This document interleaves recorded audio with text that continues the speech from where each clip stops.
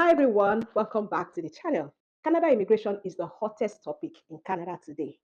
And if you're interested in coming to Canada at all, or you are here and you need permanent residence, make sure you watch this video to the very end. So there's been lots and lots of Canada immigration discussions, from the House of Commons to political debates to opinion mongers to YouTube channels. It's breaking news every day. And the revelations are shocking. They are very shocking. Did you know that almost 5 million temporary residents in Canada could face deportation in the next 2 years? Yes, that is the stark and sad reality. Another hot topic is asylum claims in Canada. This one is so sensitive because of the many implications of the asylum system. Today, we're going to talk about the urgent issues surrounding the futures of those that are affected, what you can expect, and the government's response to all of this. And then all this talk about deporting people. What does this mean for the families and communities across the country who are affected? Because of all the issues surrounding immigration, the House of Commons Standing Committee on Citizenship and Immigration have been doing some interviews trying to get to the bottom of all these changes and the plans going forward. A few days ago, the Canada Immigration Minister, Mark Miller, was on the hot seat, so to speak. They were asking him questions about the new immigration plans, the number of asylum seekers in Canada, the number of international students that are now seeking asylum, and all of that, and also the government's plan to enforce removal orders. As the immigration minister, he is expected to have all the answers and a clear plan. And personally, I was very interested in knowing what exact plans the government had. Unfortunately, the minister did not have all the answers, and shockingly, he does not have a clear plan. So let's watch the session together, and I will give my commentary as we go along. And please drop your own comments on what you think about Canada's immigration plans for the future and the minister's answers as well. Now, let's dive in. Mr. Kmich, for 6 minutes. Please go ahead. Thank you, Chair. Minister, your department tabled documents with Parliament that show that 4.9 million visas are going to expire between September 2024 and December 2025. How will we know how many of those actually wind up leaving?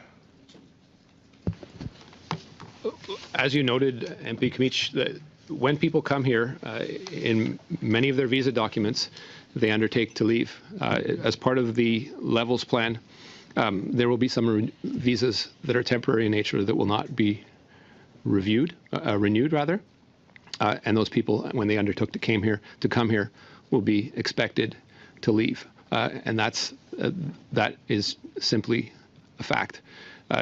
We'll have to monitor that carefully. Mr. I wasn't asking about whether they will leave or not. I'm asking you how will you ensure that a person whose visa has expired will leave? We know that just on study permits, there are 766,000 expiring by the end of December 2025. How will your department ensure that at the end of those study permit periods, those persons will leave? Again, there are many ways that people leave the country, Tom. The vast majority leave voluntarily, and that's what's expected. So explain those ways. How will you ensure it? We work with our partners, including CBSA, to investigate, obviously, and prosecute those who violate immigration law. If someone refuses to leave, they're in violation of the law. And CBSA, after due process, has the legal obligation to remove people. Again, this isn't something that is taken lightly, but in the vast majority of cases, those people that have come here temporarily and do not have the right to stay, in fact, leave. So for this first question, I don't know what you think. It's not surprising that the minister was unable to give a direct answer to the question, because he was being asked, how will you ensure that the people whose permits are expiring, the 766,000 international students whose permits are expiring, and of course all the other people whose stay in Canada is expiring, how would you ensure that they leave? And the minister said that most of the people would leave voluntarily. Yeah. And he also, of course, alluded to the fact that they work with the CBSA, whose duty it is to enforce removals. But those of us who have been in Canada for a bit knows that the CBSA doesn't really enforce removals as much. Yes, they do, but it is not as much as they should. And I really don't know why the minister thinks that people are going to leave voluntarily. Some of these people came here to study with the intention to becoming citizens, getting permanent residence. Even visitors who have come to Canada, a lot of them who have refused to leave have no intention to leave. Guys, let me know what you think in the comments. Is it that, do you agree that the minister does not have an answer to this question in terms of how to enforce? I'm really glad that Canada is making all of these, plans and all of that. But, as we go along, we'll see whether the minister actually has like a solid plan, or maybe they are just making announcements, but they haven't come up with a solid plan as well. Now let's see the rest of the video. So then my next question will be, your plan calls for a cap on international students, 485,000 2024, 437,000 2025. There's been adjustments to those. So obviously there's a discrepancy between the two. So how many do you project will leave the country then at the end of December 2025? All 766,000? What's the proportion? What are the forecasts the department has? You'll have to be clear on that. A discrepancy between what and what? Between the number of people who will be allowed into the country and then the number of people who will be on a study permit that's expiring. So those who are expiring the end of December 2025, how many of them will actually leave? Are you saying 100% will be expected to leave, or are you going to send CBSA to chase all 766,000? You know that is not what happens. There are a number of things that occur. Some people actually get renewals. Some people get postgraduate work permits and stay a longer period. And we do work with CBSA to monitor these things. And when Statistics Canada reports on these, they take into account a whole variety of factors in estimating how many people are here and how many people have left.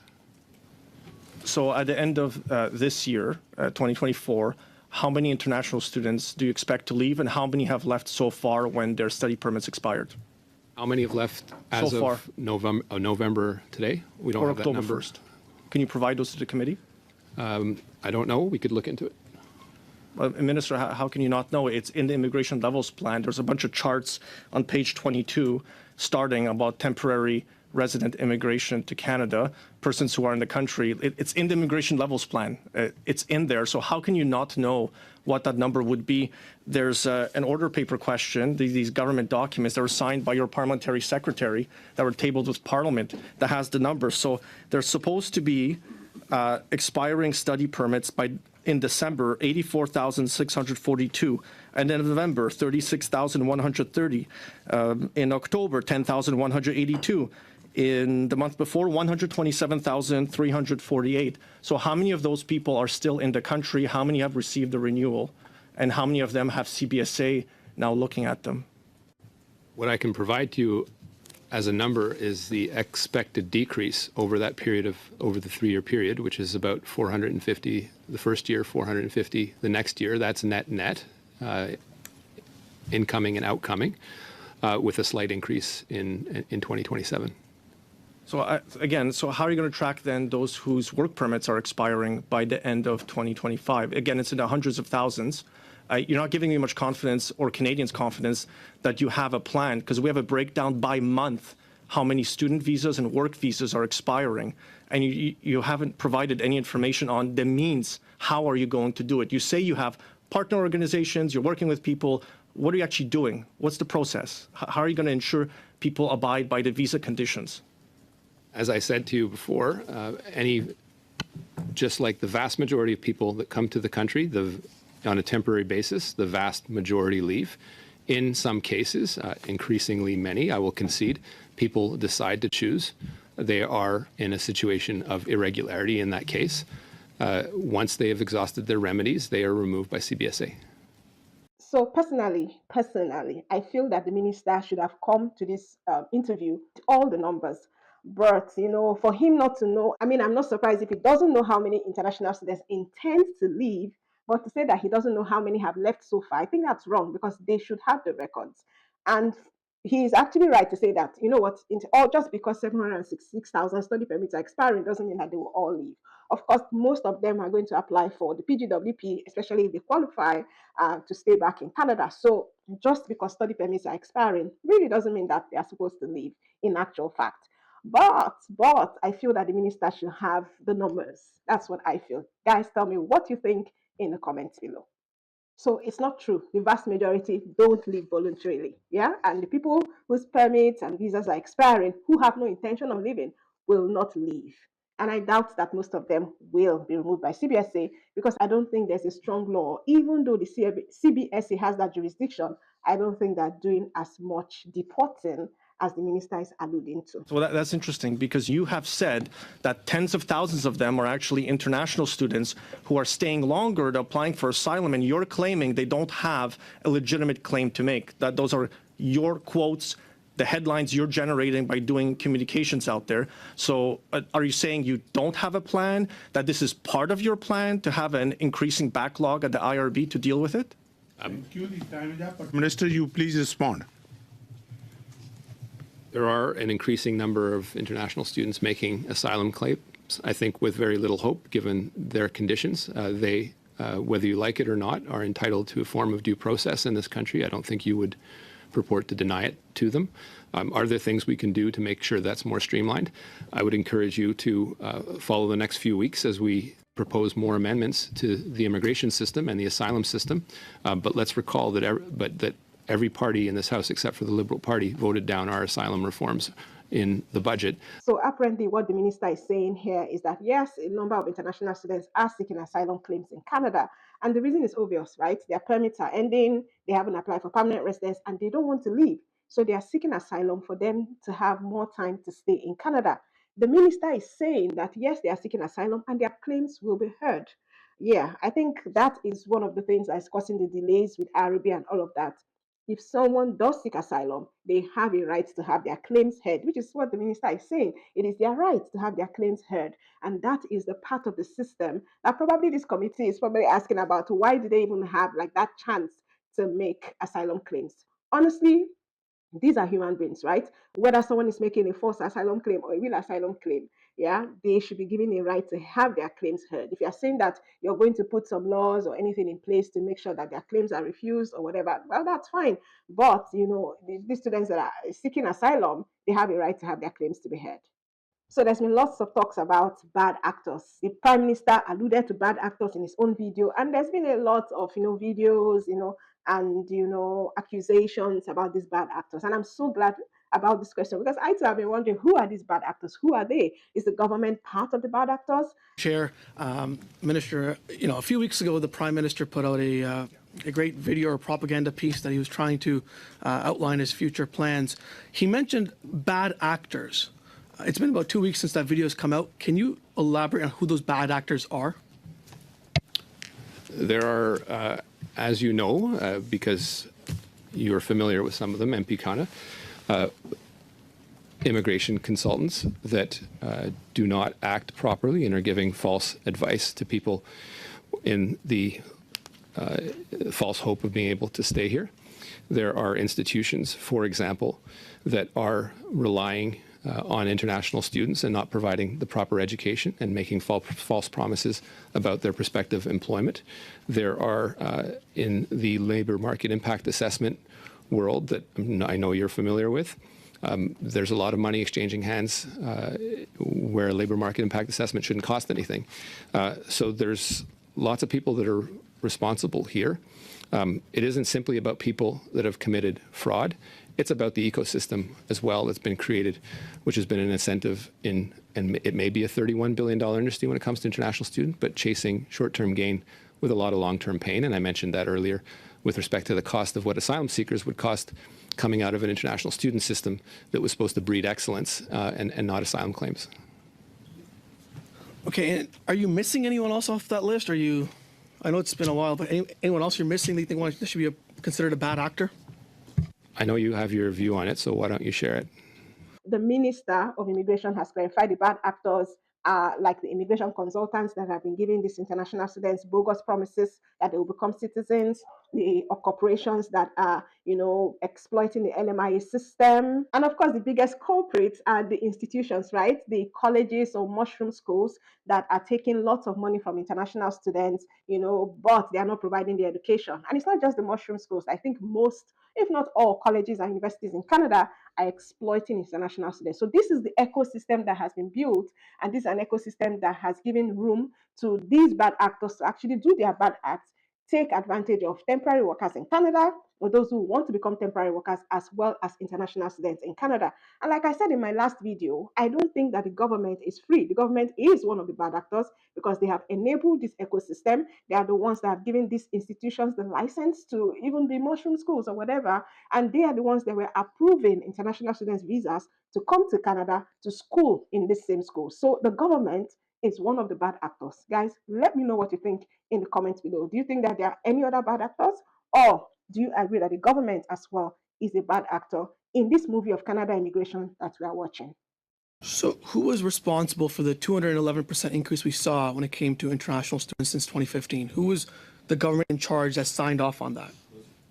And there he has just echoed my thoughts in terms of, Minister, don't you think the government is a bad actor? Because you guys were the ones that increased the levels. You increased the number of temporary residents that could come into Canada. So you are not completely innocent of all of these things that are happening in Canada with regards to temporary residents, with regards to Canada immigration, or even with regards to asylum claims. Those are two different questions. Let me also say this, and you know this, the federal government is the only one that doesn't make any money directly from this. The provincial government, Ontario, for example, makes about $1,000 a head on every international student and has abused this system in bringing in people to study at institutions, some very reputable, some that are the pride of this country, but some that pretty much didn't exist. And so that's something we've had to rein in. You can just speak yourself to Mayor Brown about what he's living through in Brampton, and I think you would know exactly who I'm talking about. Minister, it looks like you're passing the buck and you're blaming other bad actors, but the population growth we saw of 300%, the highest it's ever been since 1950s, is a federal responsibility. You are the one that is signing off on these approvals. It is your government that is responsible for this, but it looks like to me that you're just literally pointing fingers at everyone else but yourself and your predecessors in Canada. Do you not think it's right for you to take some responsibility for these actions that have taken place? Do you not? Shouldn't you go put Mark or Sean Fraser on the list as well of some of those bad actors that have been a part of the problem? Sean Fraser is one of the guys who counseled me to do this, and we all bear our. So after creating the problem, there's lots of responsibility to go around, Arpan, and I think you'll know that. Immigration is a shared responsibility. Provinces, institutions of various descriptions come to us and ask us for different programs. We have a very important role in making sure that we get it right. And now the minister is saying that immigration is a shared responsibility. So the government has a part to play, institutions have a part to play, and he also said that it was his predecessor, Sean Fraser, that advised him on all of this. Remember that Sean Fraser was the immigration minister before Macmillan, and Sean Fraser did a lot of reforms and updates of the international student program. It was during his tenure that, like the floodgates for international students was opened. A lot of international students came into Canada. It's like he caused this uproar, opened the floodgates, and then he now handed over to Macmillan, who is now wearing the crown and having to, answer to most of the questions and most of the things that were caused by the decisions that were made by Sean Fraser. But ultimately, everybody has a part to play because it is a shared responsibility. Okay, so this part of the video is like one of the most important parts of this entire video. Now let's see the rest of the video. Last week, your officials confirmed to us that you're seeing skyrocketing refugee asylum claims with a wait time of 44 months for some of them. What are you doing to bring those numbers down in terms of wait times and to make sure that these cases are heard as soon as possible? Well, if you looked in the last budgetary exercise, we put a substantial amount of money in making sure the IRB could process more volume. It's, they are an independent body, so there's only so much pressure that we can exert on them. I want to reform the system. It's not working in the way it should. That's a function of volume, but also a function of efficiency. The growing claims that we see now inland are not unexpected. They're ones that we saw with people having increasingly fewer hopes to stay in Canada and being counseled to file, I think unjustly, asylum claims where they don't, where they shouldn't have the ability to do so. Thank you, Mr. Chair, and thank you to officials. So you're requesting $1.2 billion of extra money in this update. Out of the $1.2 billion, $1.1 billion is for asylum seekers, people that have crossed our broken and weak border. And I want to understand exactly what benefits asylum seekers get. So if an asylum claimant arrives at the Montreal airport, will IRCC pay them for a hotel? Deputy Minister. So, Chair, the way the asylum system works is that as soon as there is a claim on asylum, it is assessed by CBSA or IRCC, depending upon where the claim is, and accordingly established as basis of claim. So the hotel is covered then? Is that what you're saying? Once the claim has been applied, once they've applied? So if there is in Montreal, I'm just giving you a full answer about this. If there is in Quebec, there is a possibility that Prada will probably house up to 1,150, and if there is an overflow, we will house them in the hotel. Do they receive a food allowance? I think it's too young, if you can. Yeah, thank you.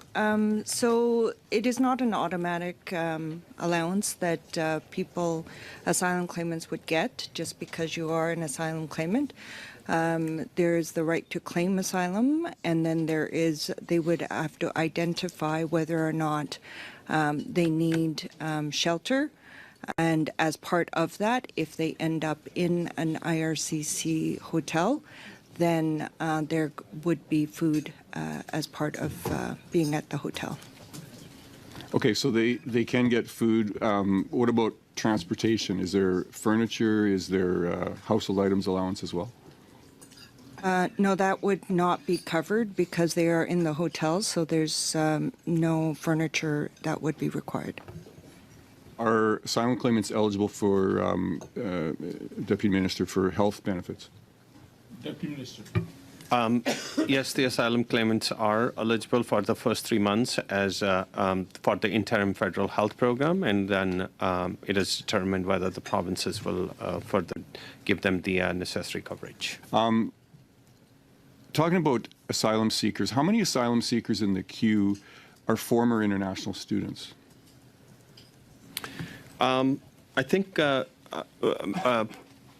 the risk of quoting a number, I think what has been seen lately is that there's been an uptick of students who are actually seeking asylum compared to 2023. I guess I'm looking for a number. Do you not know the number that are students? Not on hand, Chair, and we can provide.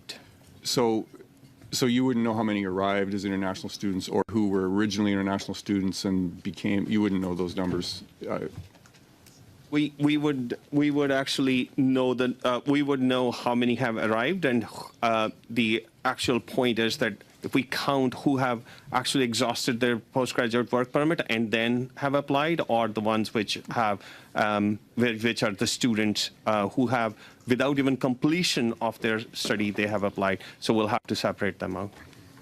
So if you could provide this to the committee, how many arrived as international students? How many were originally international students but then transitioned to the postgraduate work program? And also how many transitioned to some other stream? So how many asylum claimants were students but transitioned to another stream? If you could do that within the next 2 weeks, that would be great. Thank you. And is it true that asylum claimants also get a work permit? Yes. Chair, that it is true that they get work permit. So does this policy incentivize people to claim asylum in order to be able to work in Canada legally? We actually have a policy where we allow the asylum claimant, while their asylum claim is being processed, that they are able to support themselves and integrate in the society, and that is why it is meant for that. It's not supposed to be a pull factor. Your department previously released asylum claims by designated learning institutions up to 2022, and the total was less than 5,000 for that year, and of course now we're seeing more than that every month.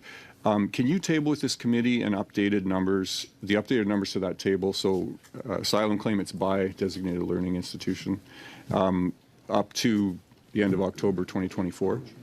The students? Mm-hmm. Okay, we will actually go back and try to get that information. And just to be clear, I'm referring to a report that you published a couple of years ago. It was that's the information it had, and I would just like it to be updated. And if you could provide that within the next 2 weeks, that would be great. Number one, the Prime Minister says that those who are inland, that's those who are inside Canada and are applying for asylum claims, are doing that because they have no hope. Yeah. So if it's an international student, their PGWP is expiring, or someone on an open or closed work permit, their permit is expiring. You're saying that after their permit has expired, they have to leave Canada. They don't want to leave. And because they don't have hope, yeah, because they don't know what to do, a lot of them are turning to asylum claims. And it's simply because they don't know what to do. So it is understandable. I can just put myself in their shoes. If I was in that position, maybe I would also apply for asylum claim, because many of them don't want to go back home. Many of them can't even go back home because they have probably sold everything. They came to Canada with the hope of staying in Canada. So obviously they can't go home. So they are applying for asylum. And that's why the number of international students that are applying for asylum has increased. But surprisingly, they did not have the numbers. I'm surprised that they don't have the numbers. You couldn't provide the numbers of international students that are seeking asylum, either by institution or just by, the number in month by month basis. They didn't have these numbers, and you're coming to a committee hearing, but you did not have the numbers. Well, I hope that they are able to get the numbers so that we can see things clearly. And then this part of the video also outlined the process of those who come to seek asylum and the benefits that they get. So you seek an asylum, your claim is assessed. Yeah, if you say you don't have somewhere to stay, you're put in, maybe a hotel or maybe, one IRCC guest house or asylum house. And then if you are put there, of course, then it comes with food. They also get like health benefits. And they said for the first 3 months, and of course, they get a work permit. So even if someone's PGWP is expiring, they still get that work permit as asylum claimers, and they can continue to work until their claim is heard or until their hearing period. And the question is, does this incentivize people to claim asylum? Because, look at it, which is one of the things that Canadians are kicking against, that these asylum seekers are treated too well. It's like you are incentivizing them to become asylum seekers. But at the end of the day, these are human beings. These are people like you and me. These are people who have lost hope. These are people who don't know what to do, especially international students that are seeking asylum. But I'm really surprised that the minister is saying that they will leave voluntarily. I just hope that the government goes back, have a tete-a-tete with themselves and come up with a plan, or probably look for ways that you can probably give these international students more time to work in Canada to gain the work experience, or you create another pathway like the TRTPR that was created in 2021 so that people can easily, become permanent residents. Because really, I don't see how the CBSA is going to move out all these people whose permits are expiring. How are they going to do it? I don't see. They don't seem to have a plan. But anyway, this is what is happening in Canada in terms of asylum seekers, in terms of the immigration number, and in terms of the plans that Canada has moving forward when it comes to immigration, especially asylum seekers. So if you're out there trying to claim asylum, this is what you need to expect. If you're so desperate and your permit is expiring, you don't know what to do, you want to claim asylum, it is always good for you to know what it involves, what the repercussions might be if you are refused. But, my heart goes out to all the international students, everybody out there whose permit is expiring and they don't know what to do. I'm just praying that the government comes up with a plan that is a win-win for both the government, Canada, and also for those who are affected, especially families who are affected. So guys, thank you so much for watching. Don't forget to leave your comments and your thoughts in the comments below, and let's get this discussion going, because lots and lots of people are affected by this. Okay, and before you run away, check out the other videos on my channel. Don't forget to subscribe so that you can get notifications when we post, and I will see you in the next one. Bye.